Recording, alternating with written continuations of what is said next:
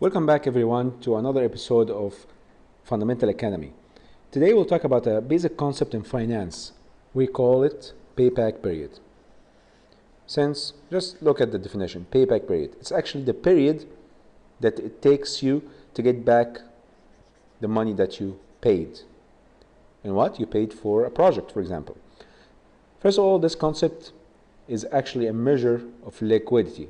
A measure of liquidity of the projects that you are looking at.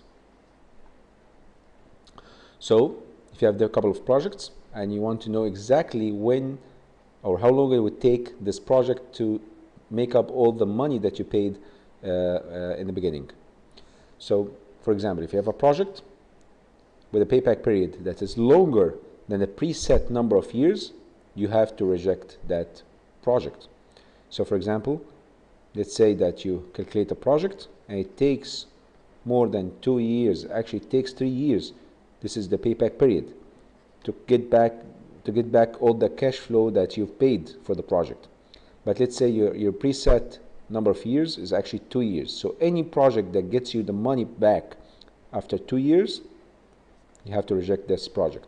You only accept the projects that pay back the cash flows that you've paid in the beginning only within the first 2 years. So what are the negatives for the payback period concept? First of all, it's not a measure of value. It does not give you a value for the project. It does not tell you how much value this project is adding to your company. It just gives you a timeline. However, speaking of time, it does not actually calculate or take into account the time value of money. We all know that $100 today is worth more than $100 next year or a year after. So this does not actually take into account the time value of money, the payback period. One last thing, one of the negatives is that it ignores the cash flows that happen after the payback period.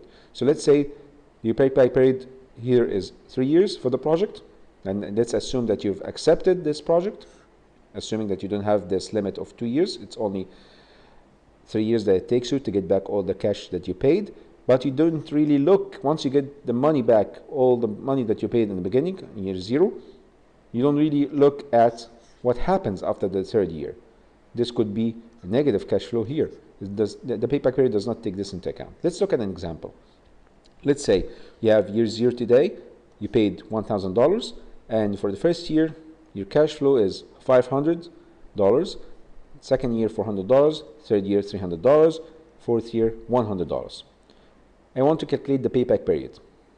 You can do it just manually. Basically, look at the money that you paid at the beginning. It's $1,000 that you paid. You want to know how long it takes you from the cash flow that you expect from this project to get back this $1,000 that you paid.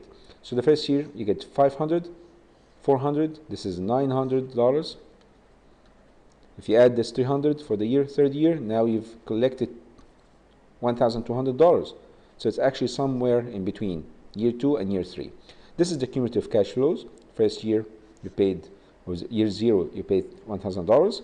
Second year, basically you came up, you got back $500 for year 1. So the cumulative is actually negative $500. Second year you got back $400. This reduces your cumulative negative cash flows from $500 to negative $100. Only here in between year 2 and year 3, where the cumulative cash flow is actually 0. This is what you're looking for. You're looking for the time horizon that gets you the cumulative cash flow to be 0. So only you're missing $100. You need just $100 out of this $300 in year 3 to make up for the cumulative negative cash flows. So how long does this take you? It takes you 2 years, first year and second year, and a portion of the 3rd year. What portion? It's the pro rata number. Assuming that the $300, you get that pro rata in year 3, basically you just need $100 out of total of $300. This is 1/3 of a year, or actually in 4 months of the year. So actually your payback period here is 2 and 1/3 of a year. It's 2 years and 4 months. This is how long it takes you to get back this $1,000 from this specific project. Next time we'll talk about another concept called discounted payback period. Until next time, have a good day. Thank you very much.